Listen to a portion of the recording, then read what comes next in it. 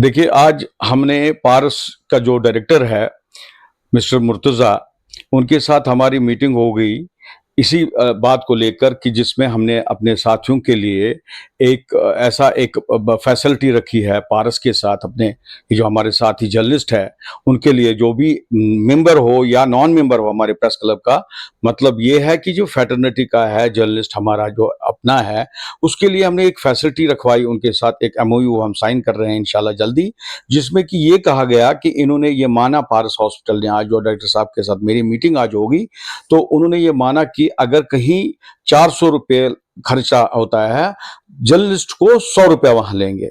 इसी तरह अगर कोई डॉक्टर चार्ज करता है कंसल्टेशन फी 1000 या 2000, उसमें ये ₹500 उनको लेंगे। तो इतना फ़र्क पड़ेगा हमारे ये जो जर्नलिस्ट फ्रेटर्निटी है उनके लिए। और दूसरी बात, उनको प्रायोरिटी पे जगह मिलेगी और उनकी कंसल्टेशन हो सकती है क्विकली।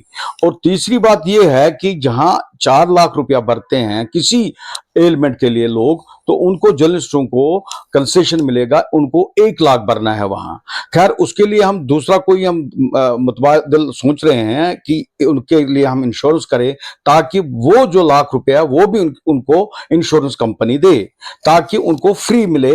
इवन पार्स में मिलना चाहिए हमारे जर्नलिस्टों को, क्योंकि हम चाहते हैं कि इनकी जो हेल्थ केयर का ये जो है प्रबंध वो करवाएं हम बड़े से बड़े हॉस्पिटल में। और मेरी कोशिश ये रहेगी जो बाकी जो दवाई का मसला है या कोई बड़े बड़े ये जो टेस्ट्स होते हैं, वो मैं कोशिश कर रहा हूं कि मैं कभी बात मेरी हो रही है कहीं कंपनियों से, उनके साथ बात हो रही है, वो फ्री करेंगे इंशाल्लाह, वो भी मैं करवाऊंगा। और दवाई में भी बहुत काफी मैं कंसेशन करवाने की कोशिश कर रहा हूं। मैं बड़े बड़े यहाँ के जितने भी ये फार्मास्यूटिकल्स वाले हैं उनसे बात मेरी चल रही है, शायद हम 25% उनसे कम करवाएंगे, कंसेशन रेट पे मिलेंगे।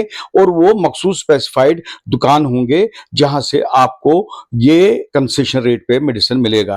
और मुझे पूरी उम्मीद है कि हमारे जो सहाफी बरादरी है, इनके लिए ये बहुत ही अच्छी एक फैसिलिटी मिलेगी इंशाल्लाह। और हम कोशिश करेंगे कि बाकी एरियाज में भी उनको अच्छी सी अच्छी फैसिलिटी मिले, ताकि उनकी जिंदगी, घरेलू जिंदगी, अपनी जिंदगी ठीक रहे और वो खुश रहे। देखिए, सबसे बड़ी बात मुझे यहाँ कहनी है कि जब जब तक हमें कोई स्पेस न मिले, एक ऑर्गेनाइज तरीके में प्रेस क्लब चलाएंगे हम इंशाल्लाह। मैं उम्मीद करता हूं कि गवर्नमेंट हमको जल्द से जल्द एक जगह भी देगा जहां एक ऑर्गेनाइज तरीके में हमारा प्रेस क्लब चलेगा। और मैं उनको ये दिलाना चाहता हूं एक यकीन अपने जर्नलिस्ट साथियों को, आप मुझ पे भरोसा रखिए।